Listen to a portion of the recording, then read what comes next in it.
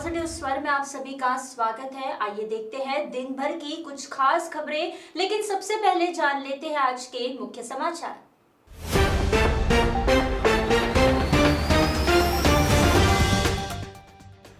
हिंगनघाट अग्निकांड के आरोपी की सजा घोषित, जीवन भर रहना पड़ेगा सलाखों के पीछे। जमानत मिलने के बाद उग्र हुए नीतीश राणे, कहा सबकी पोल खोलूंगा। और ठाणे में पेट्रोल पंप लूट के मामले में 5 गिरफ्तार, 15 लाख की नकदी बरामद।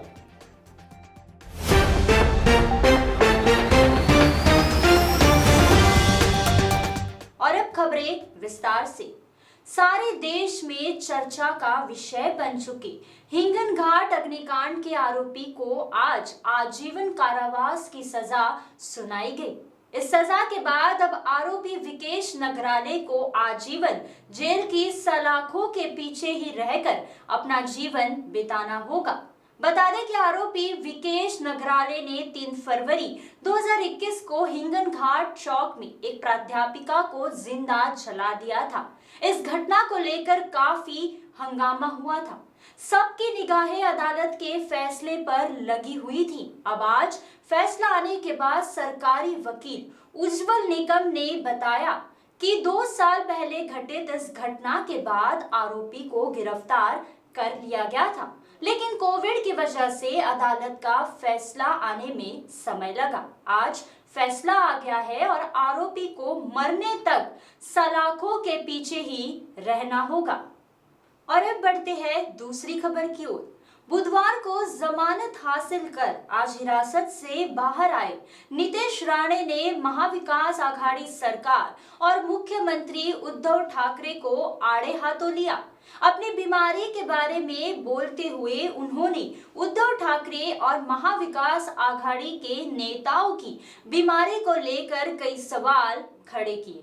नीतीश राणे ने मीडिया से बातचीत के दौरान ये सवाल किया कि मुख्यमंत्री अधिवेशन के दौरान अपने गले में बेल्ट क्यों पहनते हैं और ईडी की कार्रवाई शुरू होने पर उन्हें कोरोना कैसे होता है।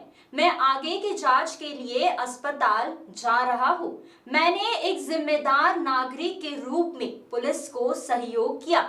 लोगों को परेशान न करने के लिए मैंने आत्मसमर्पण किया। राणे ने कहा कि मैं ठीक होने के बाद ही बोलूंगा और जिस दिन बोलूंगा उस दिन सारे लोगों को ब्लड प्रेशर की बीमारी शुरू होगी। नीतीश राणे के तेवर दिखाने के बाद अब देखना होगा कि महाविकास आघाड़ी सरकार के नेता इस पर क्या कहते हैं। और अब वक्त हो गया है छोटे से ब्रेक का। आप बने रहिए हमारे साथ।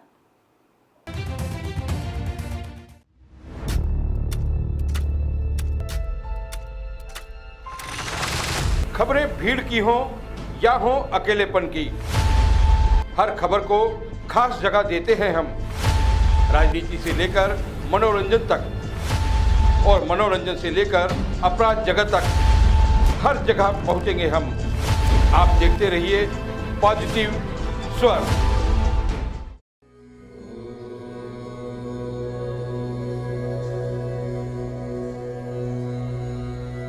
भारतीय संस्कृति का अपना अलग अंदाज है। इसी अलग अंदाज का दूजा नाम है योग। योग जिसे हम योगा भी कहते हैं, शरीर की तंदुरुस्ती का घरेलू साधन है योग। हर तरह की बीमारियों को दूर रखता है योग।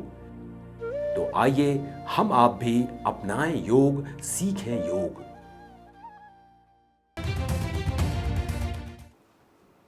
ब्रेक के बाद एक बार फिर से आप सभी का पॉजिटिव स्वर में स्वागत है। अब खबर है अनिल देशमुख की। महाराष्ट्र के पूर्व गृह मंत्री अनिल देशमुख की जमानत पर भले ही 14 फरवरी को सुनवाई होगी, लेकिन इस बीच उनकी मुसीबतें बढ़ती ही जा रही है। वसूली मामले में गिरफ्तार सहायक पुलिस निरीक्षक सचिन वाजे ने एक बयान देकर देशमुख की मुसीबतें बढ़ा दी है। चांदीवाल आयोग के सामने सचिन वाजे ने हलफनामा पेश कर कहा कि पूर्व गृह मंत्री अनिल देशमुख ने उनके परिवार को जान से मारने की धमकी देकर उससे जबरन वसूली करवाई थी। सचिन वाजे ने आयोग के सामने पेश किए गए हलफनामे में ये भी कहा कि देशमुख ने परमबीर सिंह को भी जबरन वसूली करने के लिए कहा था। बता दें कि परमबीर सिंह ने मुख्यमंत्री को लिखे एक पत्र के द्वारा आरोप लगाया था कि तत्कालीन गृह मंत्री अनिल देशमुख ने सचिन वाजे के माध्यम से मुंबई में बार एंड रेस्टोरेंट से हर माह 100 करोड़ की वसूली करने के आदेश दिए थे। इस पत्र के लीक होने के बाद महाराष्ट्र राज्य की राजनीति में हंगामा मच गया था। इसी मुद्दे पर बाद में अनिल देशमुख, सचिन वाजे सहित कई पुलिस वालों की गिरफ्तारियां हुई है, जबकि पूर्व पुलिस आयुक्त परमबीर सिंह को महाराष्ट्र सरकार ने निलंबित कर दिया है। अब देखना यह है कि वाजे के हलफनामे का अनिल देशमुख की जमानत अर्जी पर क्या असर पड़ेगा। और अब बढ़ते हैं अगली खबर की ओर। ये खबर है ठाणे से। ठाणे की कापुर बावड़ी पुलिस ने डकैती की एक घटना को सुलझाने का दावा किया है। ये घटना 31 जनवरी की रात घोड़बंदर रोड पर स्थित एक पेट्रोल पंप पर घटी थी। पुलिस के अनुसार डकैतों की गिरोह ने घोड़बंदर रोड स्थित ब्रॉडवे पेट्रोल पंप पर रात तकरीबन 2 बजे धारदार हथियारों के साथ हमला बोल दिया और पेट्रोल पंप से 27 लाख रुपए लूट लिए। डकैती की इस घटना में 5 लोगों की गिरफ्तारी हुई है। इस बारे में पुलिस उपायुक्त डॉक्टर विनय कुमार राठौड़ ने बताया कि डकैतों में से एक इसी पेट्रोल पंप का पूर्व कर्मचारी है। नयन पवार तब काम करता था और रिलेश मांडवकर कुछ अरसे पहले वहाँ काम करता था। ये दोनों उस पेट्रोल पंप से रिलेटेड थे और जो सुधाकर मोहिते और भास्कर सावंत है, ये दोनों का प्रीवियस क्रिमिनल रिकॉर्ड है। उनके ऊपर काफ़ी गुन्हे दाखिल है सांगली और सातारा डिस्ट्रिक्ट्स में। और 5वां अक्यूज विनोद कदम। इस तरह से हमने 5 अक्यूज को अरेस्ट किया है। उसी की निशानदेही पर कापुर बावड़ी पुलिस ने 35 सीसीटीवी फुटेज जांच कर सभी आरोपी को गिरफ्तार कर लिया है। गिरफ्तार लोगों के पास से 15 लाख रुपए भी बरामद हुए हैं। पिछले कुछ दिनों से ठाणे और आसपास के उपनगरों में इस तरह की डकैती की घटनाओं में बढ़ोतरी हुई है। गनीमत है कि पुलिस विभाग मेहनत कर हर बार आरोपियों को सलाखों के पीछे ढकेल देती है। और अब वक्त हो गया है छोटे से ब्रेक का। आप बने रहिए हमारे साथ। हमारी जिंदगी में आयुर्वेद का बड़ा महत्व है। दादी माँ के घरेलू इलाज, नीम का काढ़ा, बबुल की दातुन, दाल चीनी, लौंग, इलायची, हल्दी, जीरा और सौंफ का इस्तेमाल। जानिए आयुर्वेद की महत्वपूर्ण दुनिया हमारे साथ पॉजिटिव स्वर के माध्यम से। खबरों को महज खबर समझकर मत देखिए। हर खबर के होते हैं सिक्के की तरह 2 पहलू। हम आपको दिखाएंगे खबर के पीछे की खबर। हम तलाश कर लाएंगे हर रोज पॉजिटिव स्वर। ब्रेक के बाद एक बार फिर से आप सभी का पॉजिटिव स्वर में स्वागत है। अब खबर फिल्म जगत से। हिंदी, मराठी और अन्य क्षेत्रीय भाषाओं की फिल्मों के सुप्रसिद्ध अभिनेता अमोल पालेकर को खराब स्वास्थ्य के चलते पुणे के दीनानाथ मंगेशकर अस्पताल में भर्ती कराया गया है। 77 वर्षीय अमोल पालेकर के पारिवारिक सूत्रों के अनुसार अभिनेता अमोल पालेकर की हालत में सुधार हो रहा है। अमोल पालेकर की पत्नी संध्या गोखले ने कहा कि उनके स्वास्थ्य को लेकर चिंता की कोई बात नहीं है, वे ठीक हो रहे हैं और उनकी हालत पहले से बेहतर है। अपने अलग तरह के अभिनय के लिए मशहूर अमोल पालेकर को कुछ साल पहले भी बीमारी के चलते अस्पताल में भर्ती किया गया था। उनके पश्चात उनके स्वास्थ्य में सुधार हुआ था। अब एक बार फिर अभिनेता अमोल पालेकर को अस्पताल में भर्ती कराया गया है।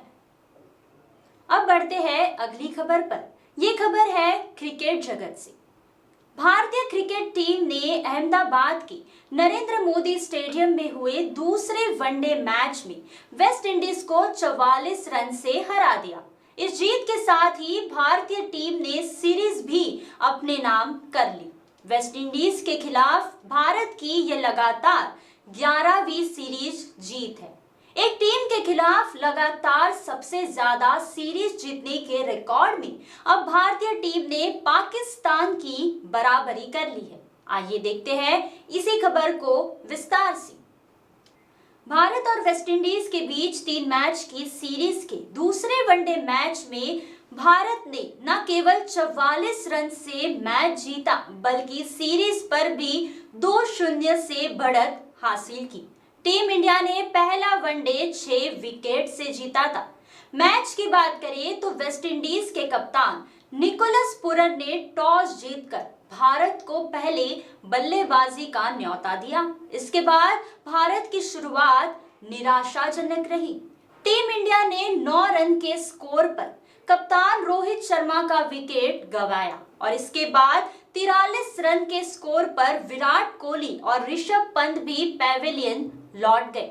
हालांकि इसके बाद सूर्य कुमार यादव और केएल राहुल ने मिलकर पारी को संभाला और चौथे विकेट के लिए 91 रनों की महत्वपूर्ण साझेदारी की, लेकिन राहुल 49 रन के स्कोर पर रन आउट हो गए और इसके बाद भारतीय टीम एक बार फिर से लड़खड़ा गई और 50 ओवर में 9 विकेट खोकर 237 रन बना पाए।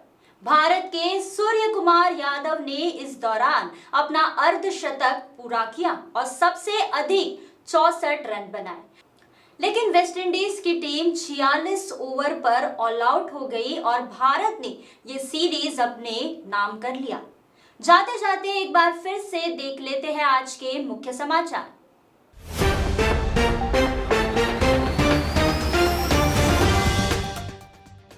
हिंगनघाट अग्निकांड के आरोपी की सजा घोषित, जीवन भर रहना पड़ेगा सलाखों के पीछे। जमानत मिलने के बाद उग्र हुए नीतीश राणे, कहा सबकी पोल खोलूंगा।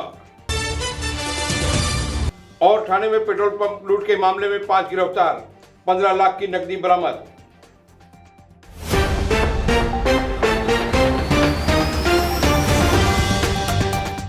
तो ये थी दिन भर की कुछ खास खबरें। आप देखते रहिए पॉजिटिव स्वर और हमें सब्सक्राइब करना ना भूलें।